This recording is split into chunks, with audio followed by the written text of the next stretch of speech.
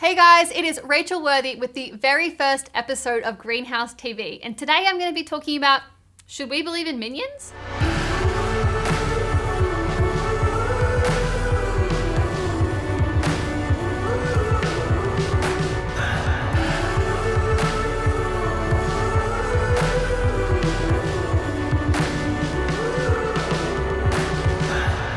We are starting a new series on apologetics. Apologetics doesn't mean being sorry for something. It means having a reasonable defense for what you believe. Is apologetics for the Christian faith even possible? Many people think that believing in God is kind of like believing in a fairy tale or a kid's movie. We have to suspend belief. Kind of like when we watch the movie Despicable Me. We have to just pretend to believe that Guru could walk into an adoption agency and take 3 kids home without any background checks. Or that he'd be able to blow up a side stand at a carnival and nobody would notice or comment. Or that he has his basement full of minions, an unknown creature that is nowhere else in the world. To watch that movie and enjoy it, we have to suspend belief. We know it's not true, we know it doesn't make sense, but it's fun, we enjoy it, it's fun for the kids, so we watch it anyway. This is not what faith is. Faith is not about suspending belief and pretending to believe in things that don't really make sense or we know couldn't possibly be true. This is not the claim that the Christian faith makes. 1 John 1 verses 1 to 3 say this: "That which was from the beginning, which we have heard, which we have seen with our eyes, which we have looked at and our hands have touched, this we proclaim concerning the word of life." Here John is saying, we saw this.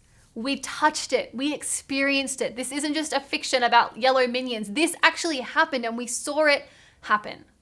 This Bible is a story of God's intervention in human history. Creation, the people of Israel leaving Egypt, Jesus' life, death, and resurrection. And either it is true or it is not. C.S. Lewis famously said, "Christianity, if false, is of no importance, and if true, of infinite importance. The only thing it cannot be is moderately important." Apologetics deals with ways we can know Christianity is true, so we can know if it matters or not. It looks at things like science, archaeology, history, philosophy, and morality. I believe apologetics is something that is important for all believers to know for 2 reasons. Number 1, it strengthens our faith. God has given us minds and reason that He wants us to engage in pursuit of Him.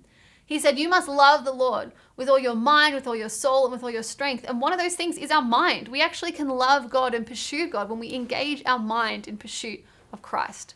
It also gives us confidence.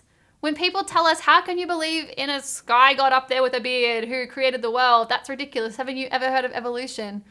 When we know apologetics, it actually can give us confidence when we're in our universities, in our workplaces, in our schools, to know why we believe and to know that this is actually something reasonable and true.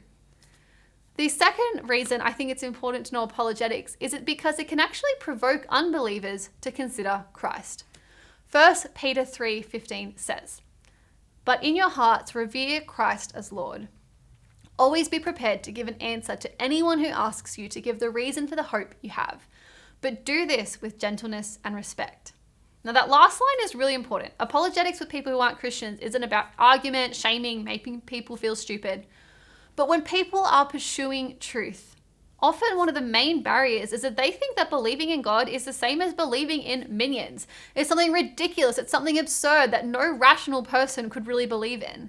So when we actually can have defenses for our faith, when we can explain why we believe what we believe, we actually can tear down barriers that stand between people and the knowledge of Christ.